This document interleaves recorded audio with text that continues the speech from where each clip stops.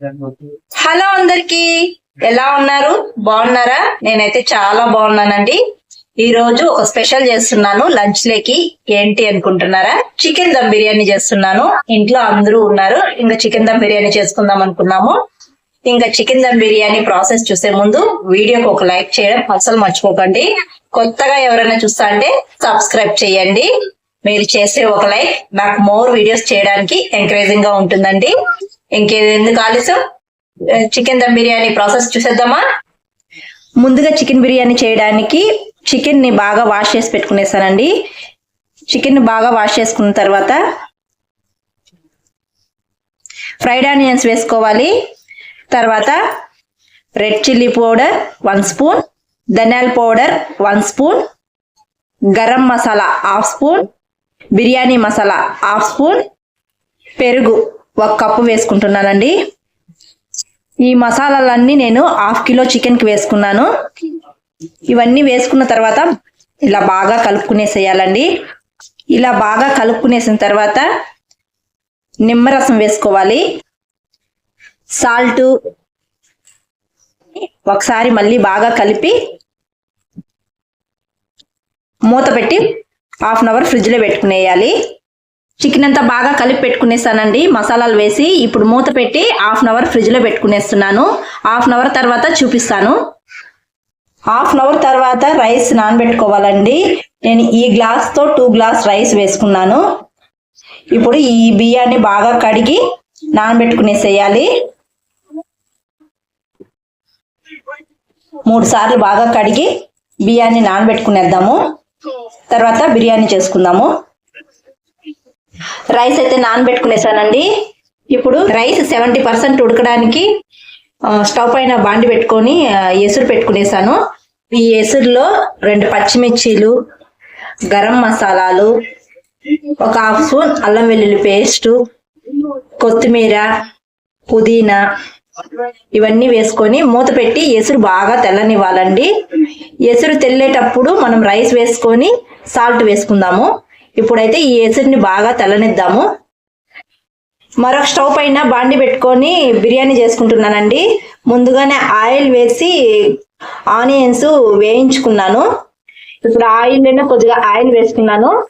ఇప్పుడు ఆయిల్ బాగా హీట్ అయిన తర్వాత పచ్చిమిర్చి, గరం మసాలాలు, ఆనియన్స్ వేసుకొని ఆనియన్స్ గోల్డెన్ కలర్ వచ్చే వరకు వేయించుకోవాలి. ఈ విధంగా గోల్డెన్ కలర్ వచ్చే వరకు వేయించుకున్న తర్వాత 1 స్పూన్ అల్లం వెల్లుల్లి పేస్ట్ వేసుకోవాలి. అల్లం వెల్లుల్లి పేస్ట్ పచ్చివాసన పోయే వరకు వేయించుకోవాలండి. తర్వాత 2 చిన్న టమాటాలు సన్నగా కట్ చేసుకొని వేసుకుంటున్నాను. ఇప్పుడు కొత్తిమీర, పుదీనా వేసుకుంటున్నాను.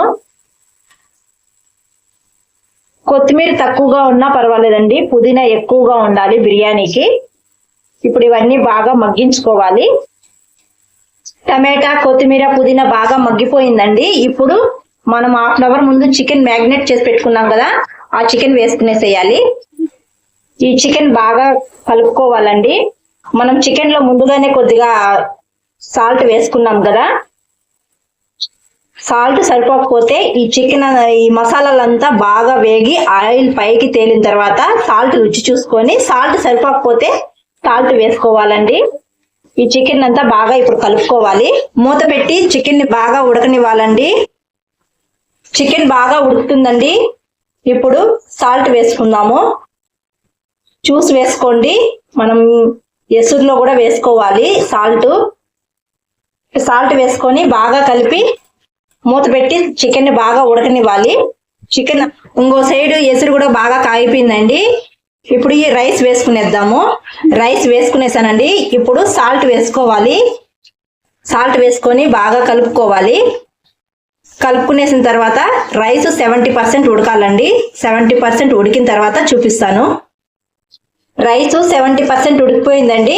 ఇప్పుడు ఈ రైస్ ని వడగట్టుకునేద్దాము. రైసు పట్టుకుంటే పలుకుగా విరిగిపోవాలండి. జల్లీలోకి వడగట్టుకునేసానండి. చికెన్ కూడా ఒక 80% ఉడికిపోయిందండి. కొద్దిగా చికెన్ తీసి పక్కన పెట్టుకుందాము. పెట్టుకునేసానండి ఇలా. ఇప్పుడు రైస్ వడగట్టుకున్నాం కదా, రైస్ వేసుకునేసేయాలి. ఇలా రైస్ వేసుకొని ఈ రైస్ పైన కొద్దిగా కొత్తిమీర పుదీనా సన్నగా కట్ చేసి వేసుకోవాలి. తర్వాత ఫ్రైడ్ ఆనియన్స్ కొన్ని వేసుకోవాలి. మళ్ళీ రైస్ వేసుకునేస్తున్నాను, మిగిలిన రైసు ఇలా లేయర్స్ గా వేసుకోవాలండి. ఇలా వేసుకొని ఫుడ్ కలర్ వేసుకుంటున్నానండి. ఫుడ్ కలర్ ఆప్షనల్, మీకు ఇష్టం లేకపోతే స్కిప్ చేయొచ్చు. ఫ్రైడ్ ఆనియన్స్ వేసుకుంటున్నాను. ఫ్రైడ్ ఆనియన్స్ వేసుకొని కొత్తిమీర పుదీనా వేసుకుంటున్నాను. ఇప్పుడు నెయ్యి కొద్దిగా వేసుకుంటున్నాను. ఇప్పుడు చికెన్ వేసుకునేద్దాము.